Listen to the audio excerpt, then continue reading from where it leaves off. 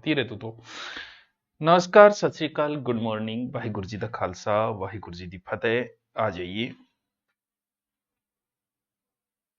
हम्म, आ जाओ आ जाओ।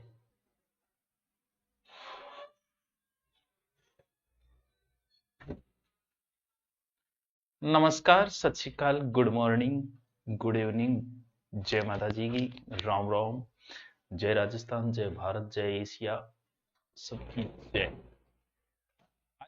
आन लाग रही हूँ, आन लाग रही हूँ। बस बस बस, यहाँ कौन करेगा, यहाँ कौन करेगा, बस बस बस बस, आई गयो। तो टावरो, अच्छा मैं और चला ली थी, थोड़ा सा बुरा ना मान जियो। यार मास्टर, एक तो तुम लेट आ, फिर वो ऊपर तेरा है नखरा। चलो, आज हम ज्योग्राफी को कर चुके हैं। ज्योग्राफी की पीडीएफ भी मैंने बच्चों डाल दी है टेलीग्राम पे, मास्टरों आप देख लेना। समय बहुत कम बचा है, मैं नहीं चाहता कि मेरी वजह से आपका समय बर्बाद हो, क्योंकि कल को फिर गाड़ियां दोगे क्यों? क्योंकि मान लो पेपर खराब गया तो वो फ्रस्ट्रेशन किस पे निकालोगे? हम पे ही तो निकालोगे, हमें पता है। तो फ्रस्ट्रेशन निकाल, मैं नहीं चाहता कि आप अपना फ्रस्ट्रेशन मेरे ऊपर निकालो। हम्म। तो वो देख लेना आप, पीडीएफ जो है वो आप ये देख लेना है। तो हम शुरू करते हैं। आज कल हम पर्यावरण करेंगे, वो रीट लेवल फेस्ट वालों के लिए है। ये रीट हिस्ट्री के कौन कौन से क्वेश्चन आए, इंडिया हिस्ट्री के। राजस्थान क्या यार, तुम रट चुके हो, कितनी बार रट चुके हो, बार बार क्या पढ़ना उसको। तो अब थोड़ा सा इंडिया वाला देख लेना। सिंधु घाटी सभ्यता, वैदिक सभ्यता, अगर आपने कोर्स ले रखा है तो उसे फास्ट स्पीड करके मेरे वाले देख लेना, सब ट्रिक बताई हुई है। मुगल काल है, जो भी है, गांधी है। तो सामाजिक अध्ययन हम शुरू करते हैं। और ये जिसके पास प्री ईयर वाली किताबड़ी है, पतली सी एक है तो अच्छी बात है, नहीं है तो कोई बात नहीं, पीडीएफ डाल देंगे, ठीक है। ये सिंधु घाटी के मैंने एक चीज देखी, सिंधु घाटी के प्रश्न बड़े खतरनाक पूछ रखे थे। यानी पीछे की एग्जाम में, जैसे ये रीट 2022 में आया, प्रश्न क्या है? प्रश्न ये कि फेंस के बारे में कौन से कथन पूर्ण सत्य है? फेंस की खदानें मेहरगढ़ में मिली, कौन सा कथन पूर्णतः सत्य है? ठीक है। फेंस प्राकृतिक तौर पर पाए जाते हैं, अच्छा। बालू या स्फटिक पत्थर के चूर्ण को गोंद में मिलाकर इनसे वस्तुएं बनाई जाती है, या फिर थोड़ी साइज छोटी करनी पड़ेगी। उसके बाद उन वस्तुओं पर एक चिकनी परत चढ़ाई जाती है। फेंस के मन के चूड़ियां, झुमके और छोटे बर्तन बनाए जाते हैं। यार क्या खतरनाक प्रश्न पूछा यार। ये एक अप्राकृतिक होता है, होती है अप्राकृतिक, प्राकृतिक नहीं है ये। इसका निर्माण शुरुआत ही मोहनजोदड़ो हड़प्पा वहां देखा गया था। और इसका निर्माण जो होता है बालू स्फटिक से होता है, ये भी लिख रखा है शायद, हाँ, निर्माण बालू और स्फटिक से होता है। पत्थरों को चूर्ण बिंग अंदर गोंद को मिला के फिर वस्तुएं बनाई जाती है। चमकदार मणिया है, लेप करी जाएंगे ऊपर। और शीशे का भी मिश्रण होता है इसके अंदर। तो इसे मन के झुमका गिरा बरेली के बाजार में, बर्तन और वो सारी चीजें इससे बनती है। तो दोस्तों, प्रश्न बहुत अच्छा है, और किसी अध्यापक जी ने करवाया है तो बहुत ही अच्छी बात है, आपने बहुत अच्छी जगह तैयारी की है, ये भी मान लो। एक मिनट की कह जाए। हाँ,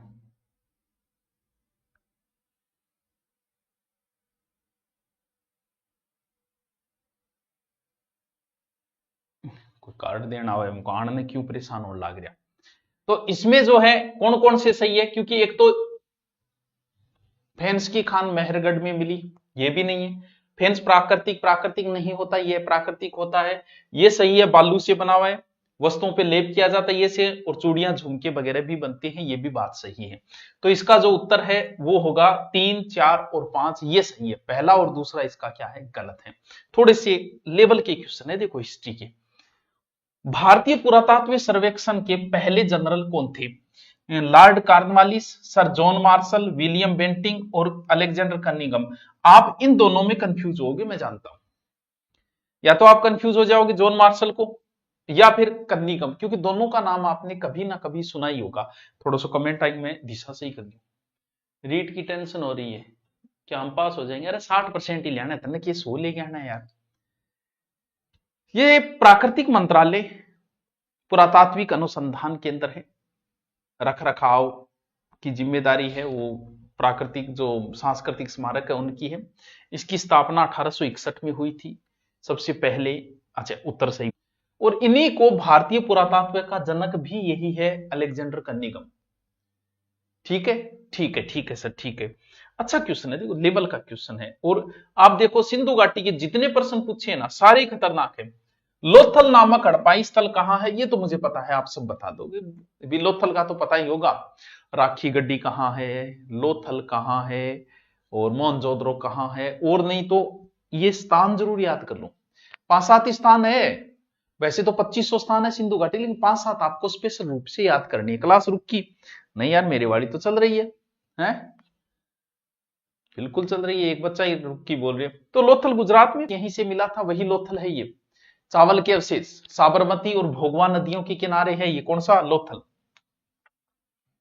ये सागरमती और भोगवा। यहां पर एक बंदरगाह भी मिला था। मैन यहां से चावल के कहीं से मिले डॉकयार्ड, वो सिर्फ लोथल से ही मिले हैं। ठीक है सर, बी उत्तर है। ये तो कॉमन पर्सन है, ये गलत नहीं होगा। मैं जानता हूं बहुत कुछ तुम्हारे बारे में। 1947 में भारतीय पुरातात्विक सर्वेक्षण के तात्कालिक डायरेक्टर जनरल कौन थे, बोल लो। Alexander Cunningham, R C. Banerjee, John Marshall या R.E.M. व्हीलर। ये उत्तर कितने लोग सही दे पाते हैं, थोड़ा सा देखता हूं। क्लास नहीं चल रही है सर। गुरुजी बिना पढ़िया नाको लाग जैसी कि बिना पढ़िया मुना भेड़ चराने में लाग सके, बाकी क्या में नाको लागना मुश्किल काम है, काम ही पढ़ने गए। टेलीग्राम किस नाम से, अरे तेरे भाई के नाम पर है, जी के सुभाषचंद्र, जिसमें लगभग 4 लाख फॉलोअर्स है, 3 लाख समथिंग। बाकी इस तो बहुत बनेड़ा है, इतना बनेड़ा है, इतना बनेड़ा है कि मैं खुद सर्च मारूं तो कंफ्यूज हो जाऊंगा मेरे को से। ये प्रश्न देखते हैं कितने लोग सही जवाब देते हैं। रॉबर्ट एरिक मोर्टियन व्हीलर पूरा नाम है, रॉबर्ट एरिक मोर्टियन व्हीलर। ये ब्रिटिश थे। 1944 से 48 तक भारतीय पुरातात्विक सर्वेक्षण के डायरेक्टर रहे थे, डायरेक्टर जनरल के पद पे थे। अब यार कितना खतरनाक क्वेश्चन पूछा है, क्वेश्चन बड़ा अच्छा है। अब रीट 2022 सिंधु घाटी के 1-2 प्रश्न को छोड़ के मैंने देखा सारे स्टैंडर्ड के प्रश्न थे। प्रश्न स्टैंडर्ड के नहीं है, हम लोग तो वही मारवाड़ मेवाड़ में उलझे हुए, इनको पढ़ते नहीं है, या तो कोचिंग में नहीं करवाया जाता है तो घास काट दिया जाता है, या फिर हमारे समझ में नहीं आता, तो टफ तो होना ही है। निम्नलिखित सिंधु सरस्वती सभ्यता स्थलों में से कौन से पाकिस्तान में स्थित है। बंदा पूछ रहा है कौन से पाकिस्तान में स्थित है, नीचे फिर ऑप्शन दिए इसने।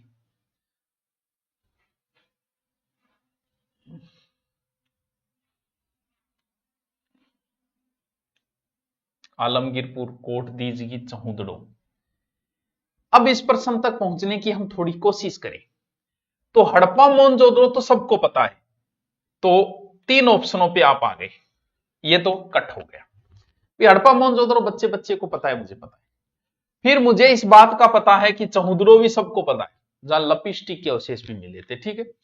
तो 5 भी इसमें शामिल हो जाए, 3 आपको पता है तो 5 इसमें भी है और 5 इसमें भी, इसका मतलब उत्तर इन दोनों में है, ये कट हो गया। अब पहुंचना मुश्किल हो जाता है भाई साहब। कोट दीजी ये स्थान भी पाकिस्तान, आलमगीरपुर यूपी में है। ये लो बच्चे सी कर रहे हैं, आप अच्छे बच्चे हो, इंटेलिजेंट बच्चे हो, हम आपकी प्रशंसा करते हैं, ठीक। चलो,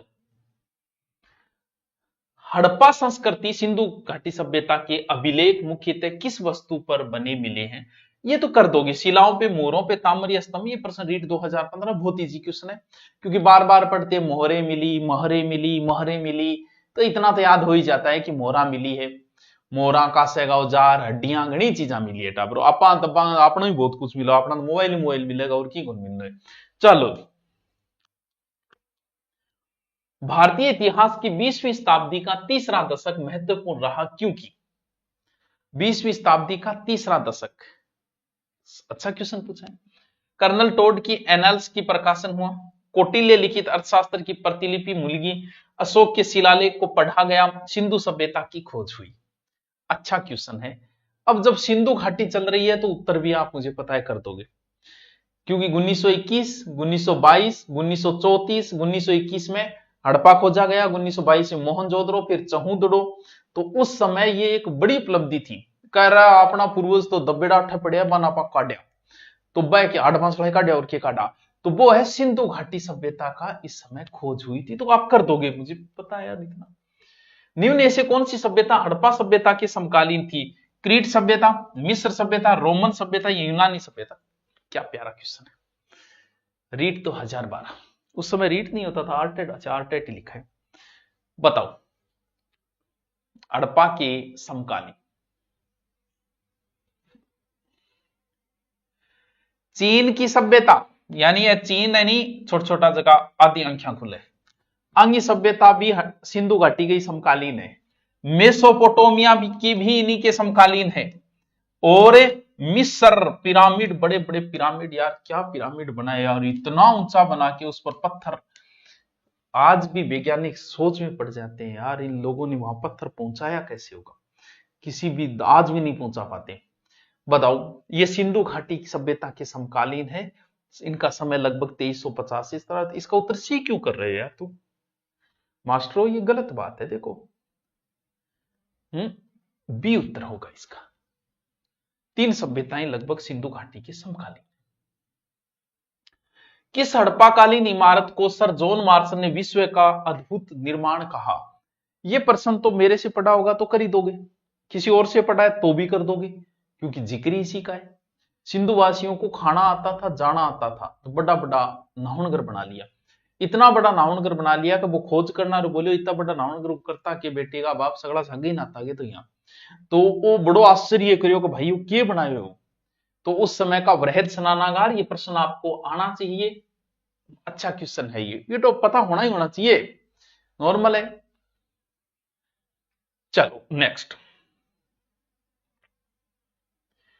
निम्न में से किस सेंधो स्थल से अग्निकुंड के साक्ष्य मिले? हवन करेंगे भाई, हवन करेंगे। आरटेट 2011। ये प्रश्न किसी का गलत नहीं होगा, क्योंकि राजस्थान का तो प्रश्न आए, हम कूद के पढ़ेंगे भाई साहब। हमारा कॉन्फिडेंस लेवल 1000 गुना बढ़ जाता है राजस्थान का प्रश्न देखते ही। तो ये क्या हो जाएगा? कालीबंगा है। हंसो क्या मियो, डी है उत्तर, ए को नहीं है। नर्तकी की कांस्य की मूर्ति निम्नलिखित में से किस पुरातात्विक स्थल से प्राप्त हुई है? ये नर्तकी की मूर्ति जो है ना, ऐसे हाथ कर रखा है, यहां तक चूड़ियां पहनी है, वो नर्तकी की मूर्ति कहां से मिली है? डांसिंग डॉल कहां से मिली है? तो छोटी सी मूर्ति। बताओ नर्तकी, बताओ।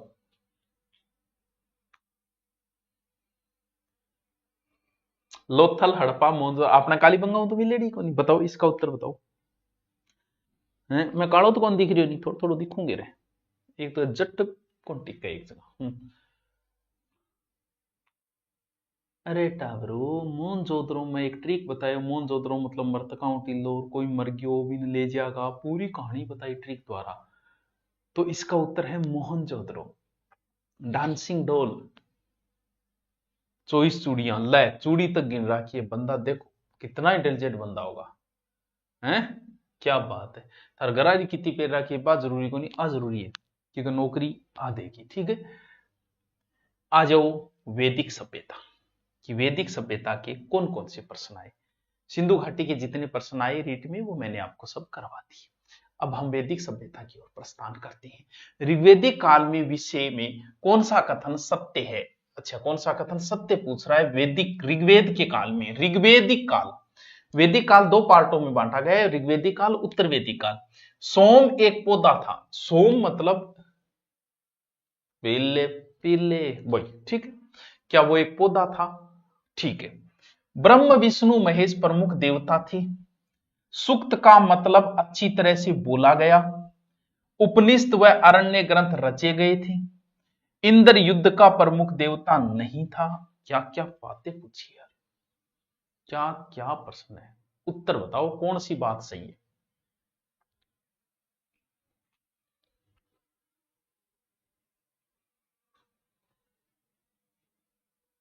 बताओ।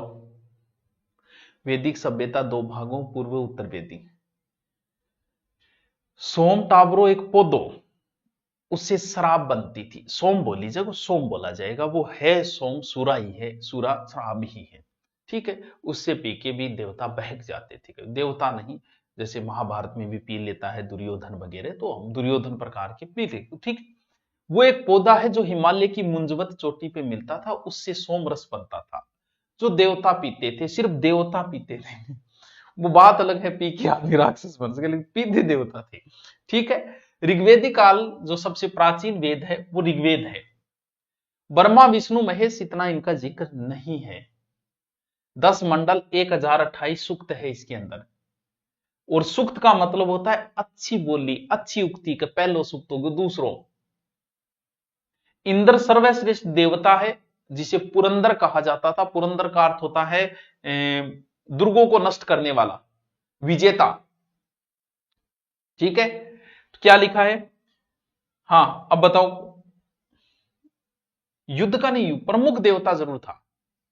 तो इसमें अच्छा क्या उत्तर बता रहे हो थे? उत्तर बताओ कि ए होगा। अरे तेरी, अरे तेरी,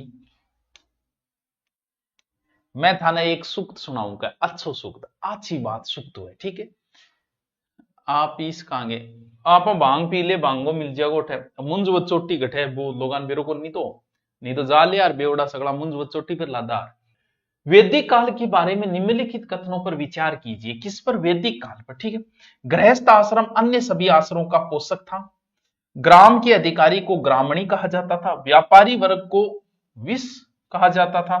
केवल एक एक दो सही है, एक तीन सही है, आराम से कर दो। अगर आपने थोड़ा बहुत पढ़ा है तो आप आराम से कर दोगे। बताओ, वैदिक काल में जीवन की उम्र टोटल 100 वर्ष बताई गई थी। आज तो बेरो का निकट पटा को बोल दिया, आज 60 का हिसाब करना पड़ेगा, 20 20 100 के हिसाब से 25 25 25 चार आश्रम बताए। सबसे पहले ब्रह्मचारी आश्रम है, उसके बाद गृहस्थ आश्रम है, फिर वानप्रस्थ आश्रम है, फिर संन्यास आश्रम है। गृहस्थ आश्रम इज बेस्ट आश्रम बताया गया है। घर में रहो वो ही करने लाग रहे आप बेस्ट सगला ग्रस्त में बैठे। हाँ है, सत्ता की मूल इकाई जो है वैदिक काल में पितृस्थात्मक समाज हुआ करता था। और मुखिया हो तो गांव के अधिकारी ने ग्रामणी बोला जाता। तो इसमें व्यापारी को पणी बोला जाता था, विष नहीं बोला जाता था। विष जो है वो मुखिया ही होता था, गांव से ऊपर बढ़ता जाए कई जनों का विष हो जाता था। ठीक है, और वैदिक काल में व्यापारी को पणी बोला जाता था, विष नहीं बोला जाता। ये कुछ शब्द है जिनको हमें जरूरी है कि इन शब्दों को ये प्रयोग होता था उस समय। तो अब तो सर साइलेंट हार्ट अटैक आ, बिल्कुल साइलेंट आ मेरे गुंचाल है, सूत्या सूत्या ही रह जाए रात में। क्योंकि ये डोज कोरोना वैक्सीन की वजह से है। ये महिलाओं में भी आने लग गई। पहले महिला में कभी हार्ट अटैक नहीं आता, बूढ़े आदमी में हार्ट अटैक नहीं आता, बच्चे में नहीं आता, नए चांसेज है 5-1%। अब तो ना बूढ़ो रहे हो ना कोई जवान रहे हो, किंग कद पटाखो बोल दिया पेरो को नहीं। तो बताओ क्या उत्तर होगा? पुराना वीडियो देखो, हिंदी घनी कराई रे यार, हाँ हिंदी घनी कराई डी मुना, पुराना वीडियो देखो। तो उत्तर क्या हो जाएगा इसका? आराम से कर दोगे। 1 नंबर बात सही है, 2 नंबर बात सही है, 3 नंबर बात गलत है, 1 व 2 सही है। अच्छे क्वेश्चन है, बहुत प्यारा क्वेश्चन। रावी नदी, रावी या इस नदी के किनारे दासराग्य युद्ध लड़ा गया था। आर्यों का स्थान लगभग यहीं के सब नदियां हैं इनके आसपास था। सभी नदियों के नाम थे, विपाशा है, वरुण सी भी है, दोस्तवती है, सरस्वती है, सारे नदियां का जिक्र है।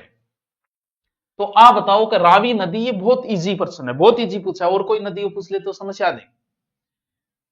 बताओ उत्तर बताओ इसका। इसका उत्तर गलत नहीं होना चाहिए, बहुत इजी है, बहुत ही आसान है।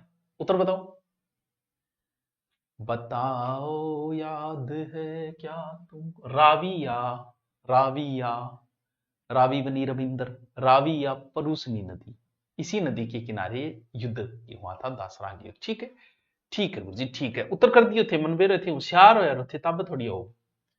उत्तर वैदिक काल में आर्य संस्कृति का केंद्र स्थल था। कब? उत्तर वैदिक में, बाद में। पहले तो आर्य कहां थे? इस नदी के आसपास, शुरुआत में इधर से आएंगे सिंधु नदी, उत्तर वेद में आगे बढ़ गए वो तो सप्त सिंधु प्रदेश, गंगा यमुना, दक्कन या मगध। अच्छा क्वेश्चन पूछा यार बंदे, उत्तर वैदिक पूछ रहा है बच्चों, ध्यान रखना, वैदिक नहीं पूछ रहा है, उत्तर वैदिक पूछ रहा है।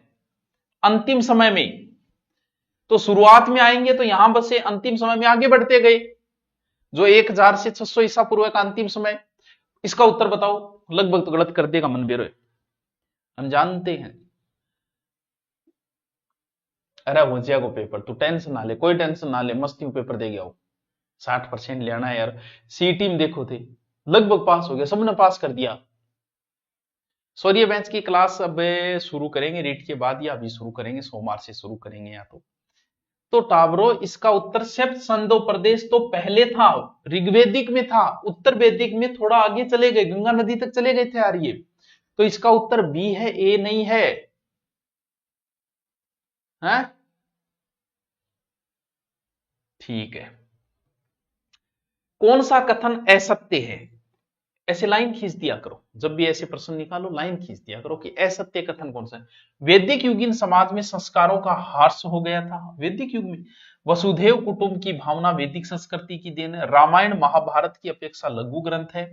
भारतीय समाज में बड़े बड़े बुजुर्गों को परिवार का मुखिया माना जाता था। ये प्रश्न किस हिसाब से पूछा है बंदे ने, नीचे ऑप्शन तो नहीं है ना, नहीं है। असत्य कथन इसके अंदर आपसे पूछा गया है। अरे अपना जका वर्तमान का संस्कार टाबरो वैदिक काल का ही तो संस्कार है, वैदिक संस्कृति तो है। वसुधैव कुटुंब की भावना जो है वो वैदिक संस्कृति ही की ही देन है। ये कथन एकदम सत्य है, गलत नहीं है ये तो एकदम शानो कर है। महाभारत बड़ा ग्रंथ है यार, रामायण बहुत छोटा है। बहुत से लोगों की तो महाभारत समझ में ही नहीं आती है कि भाई वो कर्ण है कि का नहीं, बोल कर्ण टाबर तो कुंती है, बोल लड़ाई घटे लड़ाई सामने मांगे, तो कहीं आई को नहीं कहानी समझाए। महाभारत का नाम है जय संहिता। रामायण बहुत छोटा ग्रंथ है महाभारत की अपेक्षा। तो ये जो बात है ना कि संस्कार हार्स हो गया, अरे अपना संस्कार आया ही वैदिक सभ्यता में, हार्स कठू हो जाएगा, तो ये बात गलत है, असत्य है। बाकी सारी बातें सत्य है। गीता है वेद, स्वतंत्र महाकाव्य, रामायण का एक भाग, महाभारत। क्या बात है। ये प्रश्न देखो कितना अच्छा प्रश्न पूछा है बंदे ने। गीता क्या है बताओ, बताओ गीता क्या है? एक लड़की, बताओ।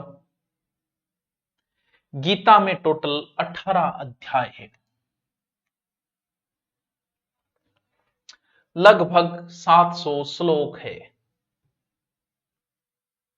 ये जो गीता है ये अलग से कोई स्वतंत्र महाकाव्य नहीं है, महाभारत ही चल रही है। महाभारत में अर्जुन ने मना कर दिया कि मैं लड़ाई नहीं करूंगा, तो उसको मोटिवेशन दिया गया लड़ाई करने के लिए कि भाई लड़ तू।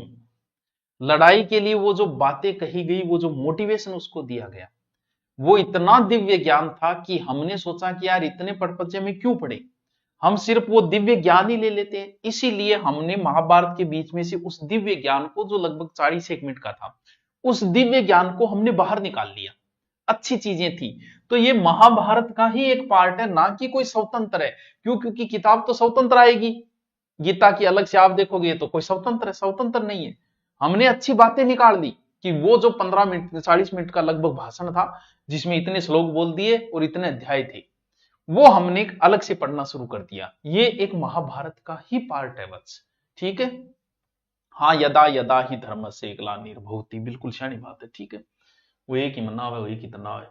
भारतीय दर्शन की 6 पद्धति, 6 ऐसे लिखा जाता है, 6 पद्धति में कौन शामिल नहीं है? षड दर्शन। बहुत अच्छा क्वेश्चन है, बहुत ही अच्छा।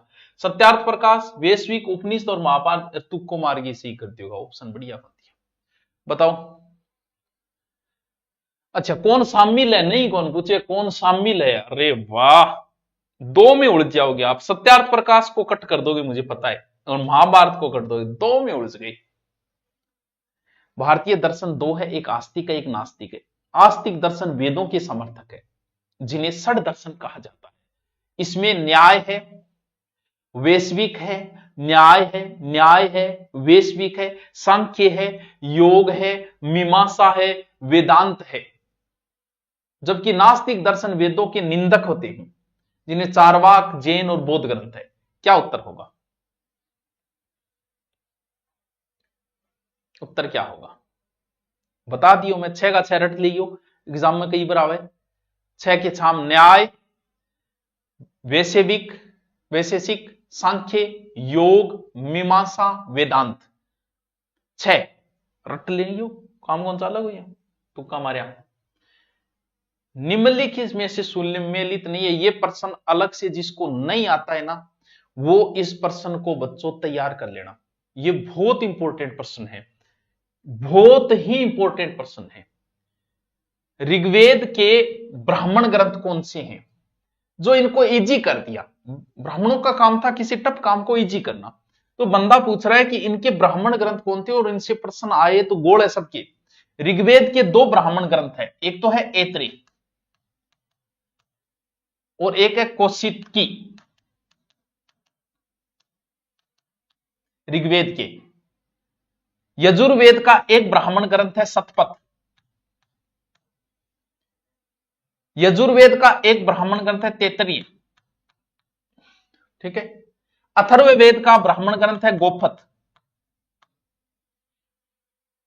और सामवेद के, अच्छा सामवेद का एक, सामवेद का तो कई होगा, सॉरी मैंने किसका बता दिया, सामवेद सामवेद को नहीं है, सामवेद का तांडव है, षड्विशी मेरी को नहीं याद रहे, आरण्य है, कई है। जी नौकरी करो वैराग्य, वैराग्य मुना मांगे खानो पड़े, दोनों बहुत है काम है। लोग राती बासे डीर बच्चे डीर कुतियन खा के बच्चे डीर बह दे देगा है। ऋग्वेद का ब्राह्मण ग्रंथ है ऐतरेय कौशिकी, रट्टा मारना इनका। यजुर्वेद का है शतपथ, यजुर्वेद में उल्टो कर दियो रहे, वो कर दियो रहे। यजुर्वेद का है शतपथ, शतपथ। और तैत्तिरीय भी है, तैत्तिरीय भी है। अथर्ववेद का है गोपथ ब्राह्मण, गोपथ ब्राह्मण। सामवेद का है तांडव के वासी कहेंगे षड्विश, राम राम सूरतगढ़ी पाउंद्रा राम राम राम।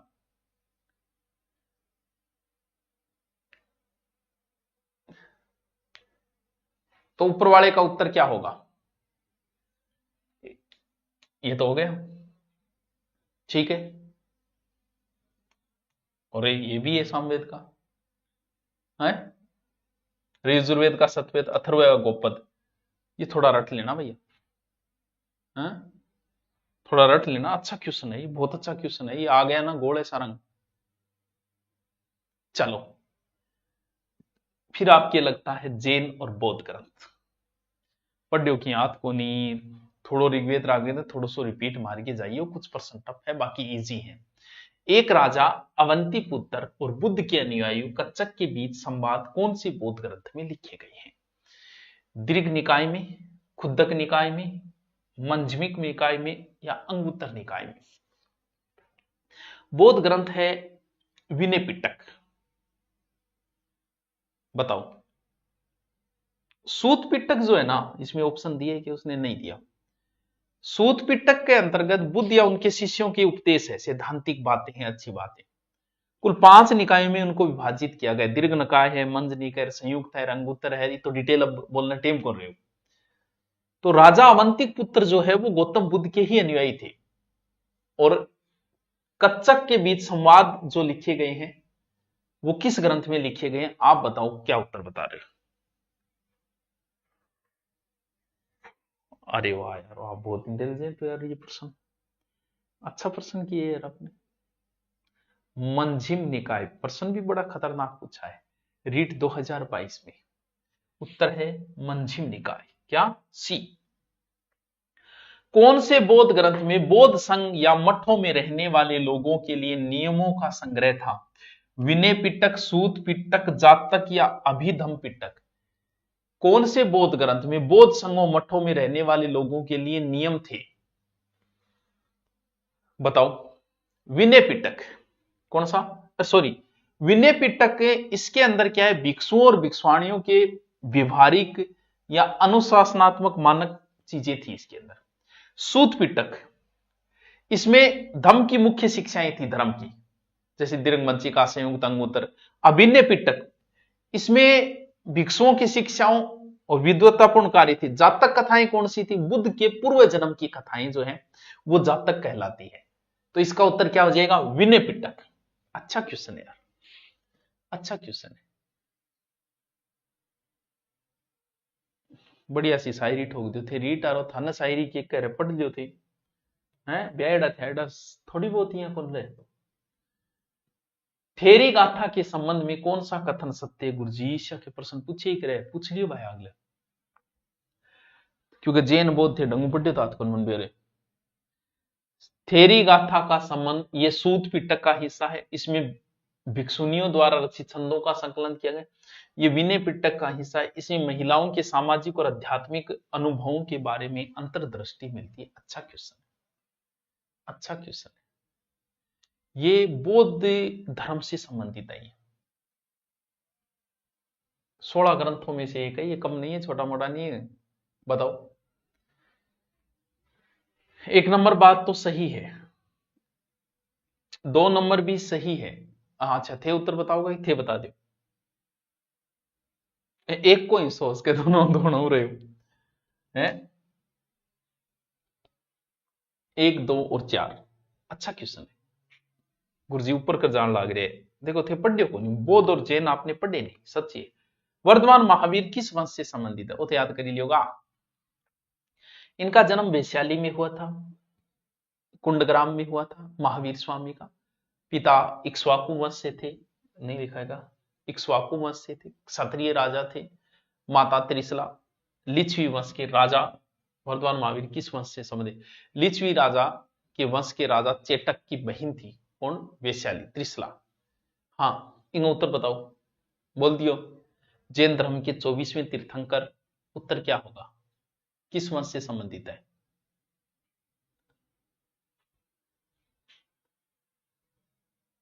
अरे वाह, ये तो कर दोगे, ये तो ऊपरी बातें हैं। लिच्छवी। वर्तमान रूप में उपलब्ध भगवान महावीर एवं उनके अनुयायियों की शिक्षाएं लगभग 1500 वर्ष पूर्व गुजरात के किस स्थान पे लिखी गई थी। ठीक क्वेश्चन है। वल्लभी, लोथल, रंगपुर या भरूच, कहां लिखी गई।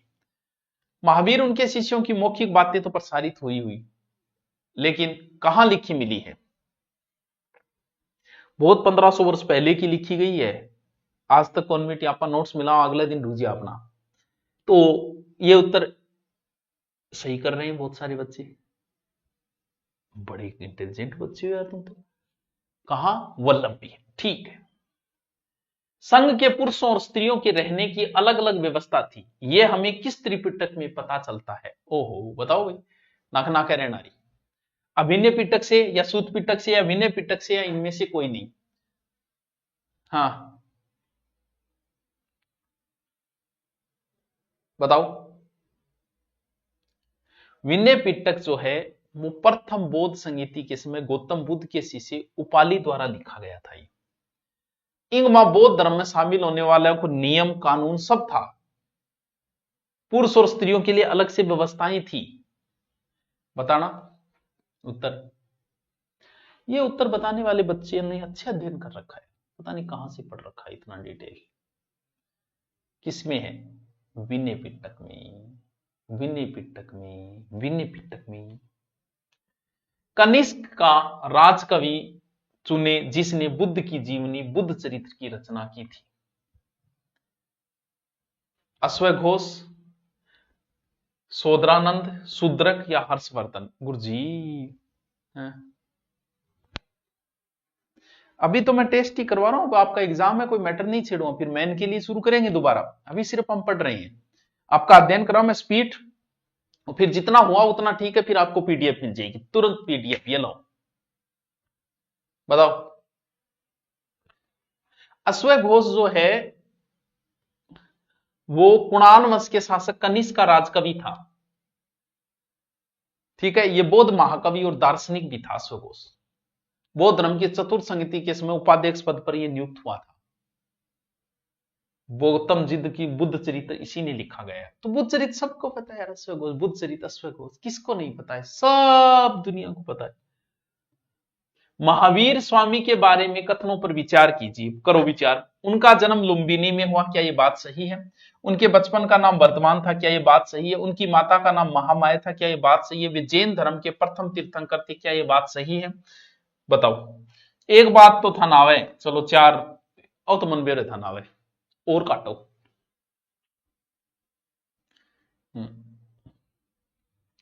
बचपन का नाम वर्धमान तो था, ये कथन तो सही है। उनका जन्म कुंडग्राम में हुआ, लुम्बिनी में थोड़ी है, वैशाली के कुंडग्राम में हुआ था। पिता सिद्धार्थ थे, पिता सिद्धार्थ थे। माता त्रिशला लिच्छवी त्रिशला थी, यहां क्या दिया हुआ है, हैं? महामैन। अरे तो उत्तर बताओ इसका, केवल दो, दो या तीन, एक या दो या एक या चार। माता त्रिशला थी। हाले हो गया सही, एक ही सही है कथन ओनली। अब यह ना सोची गुरु जी इतनी रमान करिए, एक तो केस सही करा है, तुक्का कौन मारना है।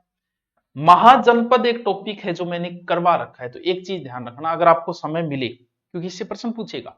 मैंने महाजनपदों की एक ट्रिक बना रखी है, वीडियो सर्च मारना महाजनपद सुभाषचंद्र, ठीक है। तो ट्रिक बना रखी है, वो एक बार देख के चले जाना, 10 मिनट का ही वीडियो है, ताकि आपका महाजनपद का प्रश्न गलत ना हो। 16 महाजनपदों में मगध प्रथम क्यों था? खेती अच्छी थी, या लोहे की खादान थी, या जंगली हाथी उपलब्ध थे, या ये सभी?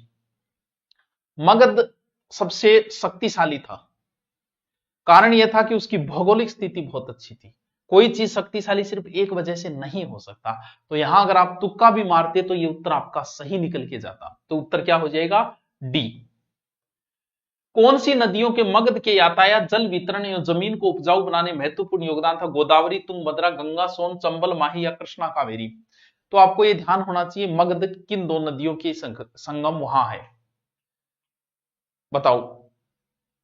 मगध का कुछ हिस्सा तो जंगली बने हुए, ठीक है। हाथी बहुत थे मगध के पास, हाथियों की वजह से भी ये शक्तिशाली था, हाथियों को जंगल था, हाथी पकड़ लेते थे। हाँ, उत्तर बताओ। उत्तर बता रहे हैं बच्चे, हैं? ठीक है, बी उत्तर हो जाए, गंगा और सोन। कौन सा एक युगम सही सुमेलित है?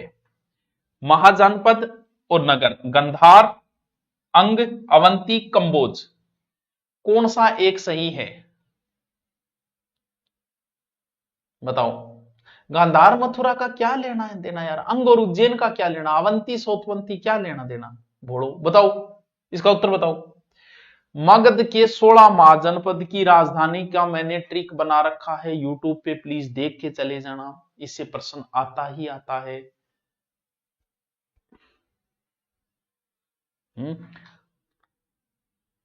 हाँ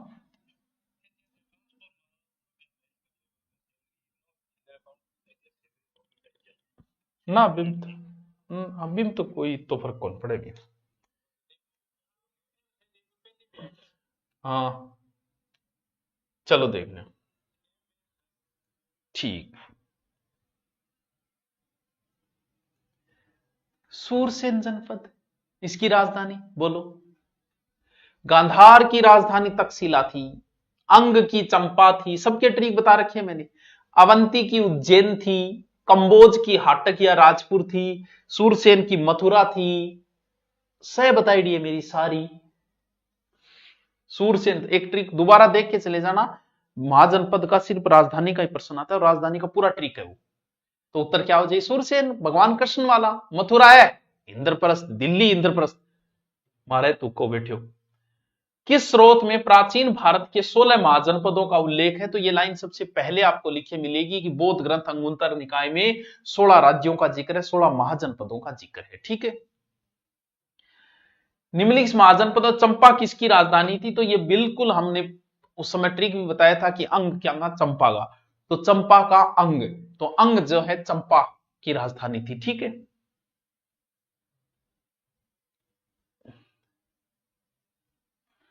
ए पढ़िया है या को नहीं पढ़िया, बस मैनू तो तू थे आ दस दियो कि ए सातवाहन मास पढ़ेड़ो है या कौन पढ़ेड़ो, मन लागे को नहीं उथे नाकुल लगाए हुए हैं, मन नहीं आ लागे, मन मोरी काल का प्रश्न पूछ लेना चाहिए, सात मानना एक बार छोड़ देना चाहिए, क्योंकि मेरो मानना है कि थे कौन पढ़ियो।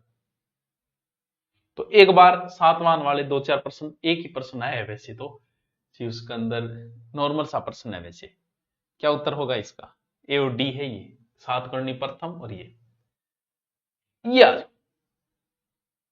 बहुत छोटा सा है, इजी सा पार्ट है मौर्य काल, अगर आप 3 राजाओं को याद करना है और कुछ नहीं है। पश्चिमी एशिया के यूनानी शासक सेल्यूकस निकेटर के राजदूत के रूप में मौर्य काल में भारत कौन आया? ये प्रश्न बच्चे बच्चे को पता है, ज्यादा खुश मत होना, मैक्स नीज है उत्तर इसका, सबको आता है। ज्यादा राजी ना हुई ओ मनावे। मैक्सनीज ने मौर्य प्रशासन में सैनिक गतिविधियों के संचालन के लिए कितनी उप समितियों का उल्लेख किया है? वो पांचों क्वेश्चन है, वो पांचों प्रश्न है, इनका उत्तर थे बताओ।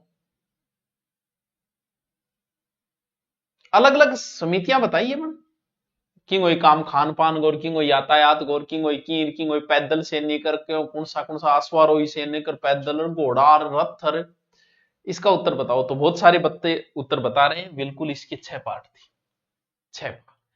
कितो स्टैंडर्ड क्वेश्चन आएगा। अशोक के अधिकांश अभिलेख पाए गए हैं कहां? नहीं, कुछ भाषा प्राकृत या ब्रह्मी लिपि, पाली या देवनागरी, संस्कृत या ब्रह्मी, पंजाबी या गुरुमुखी। ठीक क्वेश्चन है, ठीक क्वेश्चन है, ठीक। अशोक के लगभग तो ब्रह्मी लिपि में मिले, लेकिन इसके अलावा आरमाइक लिपि भी है, देवनागरी का कहीं नहीं है, पाली भी नहीं है। तो इसका उत्तर जो हो जाएगा प्राकृत और ब्रह्मी लिपि हो जाएगा। तो ए उत्तर इसका सही होगा। अशोक के अभिलेखों के बारे में कथनों पर विचार कीजिए। बिल्कुल विचार करेंगे भाई साहब, हमारे पास काम क्या है विचार करने के अलावा। चलो विचार करते हैं। अधिकांश अभिलेख प्राकृत भाषा में, अधिकांश नहीं, अधिकांश तो फिर ब्रह्मी लिपि में आ जाते हैं, ठीक है। फिर ठीक है, अधिकांश अभिलेख ब्रह्मी लिपि में है। उपयुक्त कथनों में से कौन सा कथन सही है? केवल एक, केवल दो, एक व दो, क्या करोगा बताओ है? उसने जनता को संबोधन किया। अब एक बात बताओ, राजस्थान की जनता ने कुछ बतानो है और भाषा लिख दे हिब्रू, तो राजस्थानी जनता तो राजस्थानी भाषा में समझाओ ना। तो उस समय अशोक ने प्राकृत, आरमाइक और ग्रीक और ब्रह्मी 4 लिपियों का विशेष रूप से प्रयोग किया। अधिकांश जो इसके हैं वो इन 2 भाषाओं की ज्यादा है, प्राकृत और ब्रह्मी लिपि। तो ए व बी दोनों ही सही है टाबरोइंग, ज्यादा कंफ्यूज ना हुई, ठीक है, 1 व 2। वह कौन सा भूभाग था जो ब्राह्मणों को दान दिया जाता था तथा उनकी भूमि कर व अन्य प्रकार के कर राजा द्वारा नहीं वसूले जाते थे? अग्रभाग, अग्रहार, अग्रदान, भूमि दान। क्या बात है, क्या प्रश्न पूछा यार। हाँ बताओ, बताओ। ये चोल पल्लव राजाओं के समय था ये। अग्रहार भूमि जो है गांव के खेत में जो ब्राह्मणों को दान की जाती थी वो अग्रहार होती थी। अग्र पूजनीय है तो अग्रहार भूमि। इनमें टैक्स में छूट होती थी। हमारे क्या कहा जाता था?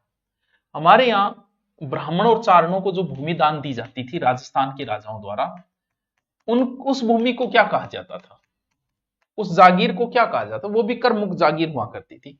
ये तो आपने अग्रहार बता दिया, ठीक है, अग्रहार होगा, बी होगा। ये बताओ कि राजस्थान में ब्राह्मण और चारणों को जो राजा दान करते थे भूमि, उसे क्या कहा जाता था? बताओ, अब बताओ, नहीं मेरो पड़े थारो,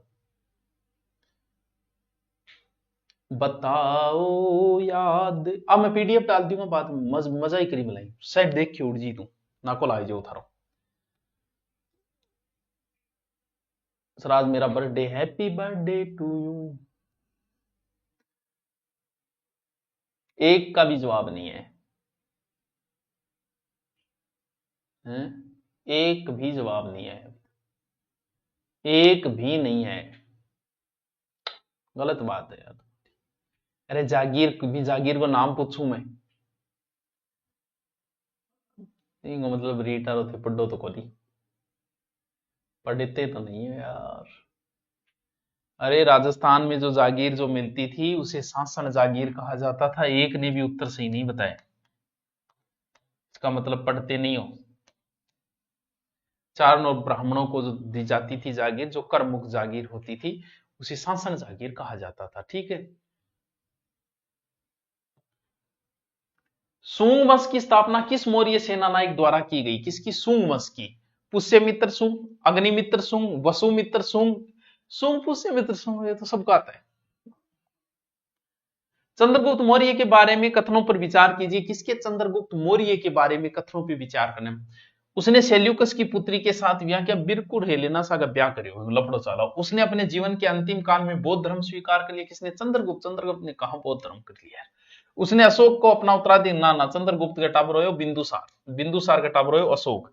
इसका मतलब ओनली एक ही कथन सही है, सब झूठे हैं। एक ही कथन सही है, ओनली वन, सेल्यूकस की पुत्री से विवाह। मैक्सनीज किसका राजदूत था? सेल्यूकस को। इजी क्वेश्चन है, इजी क्वेश्चन है। सम्राट अशोक के किस बृहद शिलालेख में पड़ोसी देशों का वर्णन है? पड़ोसियों को जिक्र घटे है। पहलो पांचों बहुत पुराने समय की वीडियो पढ़े, उनमें बाकायदा ट्रिक से भी बताए गए।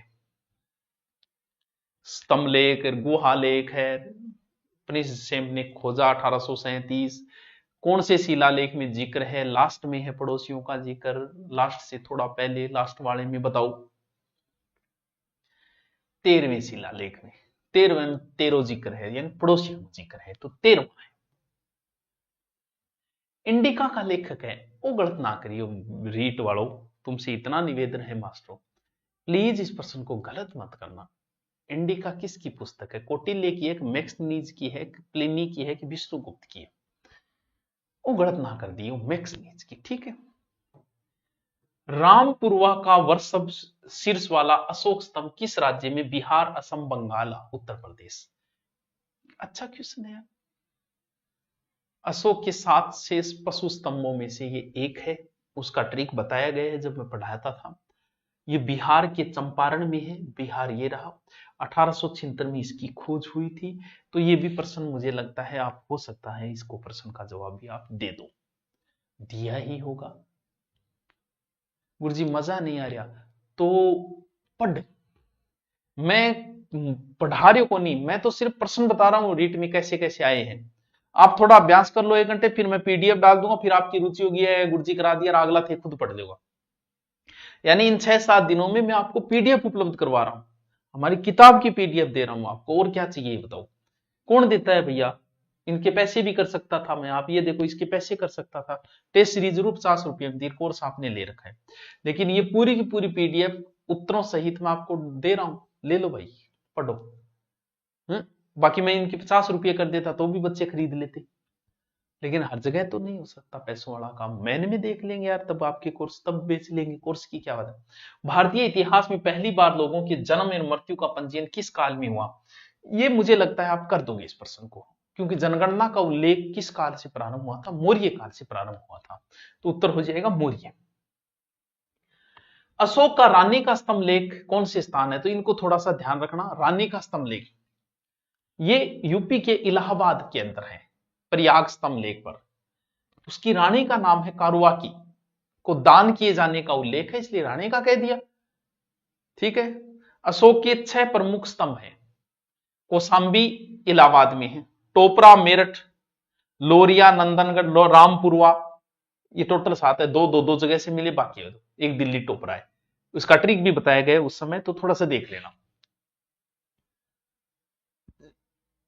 क्या उत्तर हो जाएगा? इलाहाबाद में है बस। अशोक का साहबाजगढ़ी और मानसेहरा से प्राप्त अभिलेख कौन सी लिपि में है? खरोष्टी, आरमाइक, यूनानी या ब्रह्मी? अशोक की 4 लिपियां हैं, बर्मी, खरोष्टी, ग्रीक, आरमाई, बर्मी, खरोष्टी, ग्रीक, आरमाई, बर्मी, खरोष्टी, ग्रीक, आरमाई, बर्मी, खरोष्टी, ग्रीक। अधिकांश उसके ब्रह्मी लिपि में ही है, लेकिन ये एक जो है उल्टा है, इसलिए पूछ लिया। ये खरोष्टी लिपि में जो गदिया का होटा जिसी हो, खर माने के वह गदो है, गदा का होटा से, अब गदा का होट क्या कहते हैं देख लियो। खरोष्टी लिपि ए। अब बताओ, ई बताओ। तो मौर्य, फिर आपके सीधा मौर्य के बाद मुगल लगता है, फिर गांधी लगते हैं, हिस्ट्री में इतने ही लगते हैं। तो मैंने आधे आपको करवा दिया, अब आपके पास समय ज्यादा बचा नहीं है। पूरी की पूरी मैं पीडीएफ टेलीग्राम पे डाल दूंगा, जो नहीं है वो टेलीग्राम को फॉलो कर लेना भाई। उत्तर सही डाल दूंगा, तो एक बार आप उनको बैठे बैठे जब समय हो तो एक बार पढ़ लेना उनको, ठीक है। पढ़ के चले जाना उनको। किताब जो खरीद के ले आए वो तो ठीक है, बहुत सारे लेके भी नहीं आए होंगे, नहीं लेके आए तो कोई बात नहीं भाई, हमारी जिम्मेवारी यकीन की थाने जाता जाता मैं पढ़ावा, ताकि आप बहुत कुछ सीख जाओगे। तो आप पढ़ लेना, बाद में डाल दूंगा पीडीएफ। कल वाली ज्योग्राफी वाली पूरी डाल दी है मैंने, आप टेलीग्राम में जाके देखो, बाकायदा लिखा हुआ है, डाल दी मैंने। हिस्ट्री वाली भी डाल देंगे। कल पर्यावरण अध्ययन पढ़ेंगे, थोड़ा पर्यावरण अध्ययन का। और ये शैक्षिक परिदृश्य जो बैच है वो जो लेना चाहे रीट के बाद शुरू होगा। इसमें जो 80 नंबर और 50 नंबर का मैटर है वो पूरा मैटर मैं ही करवाऊंगा, इसीलिए बैच है। तो वो तो धुरीना पे जाके आप सीधा सर्च मार देना गुरुजी बैच, इसमें क्या क्या चीजें वो टेलीग्राम पे बता देंगे।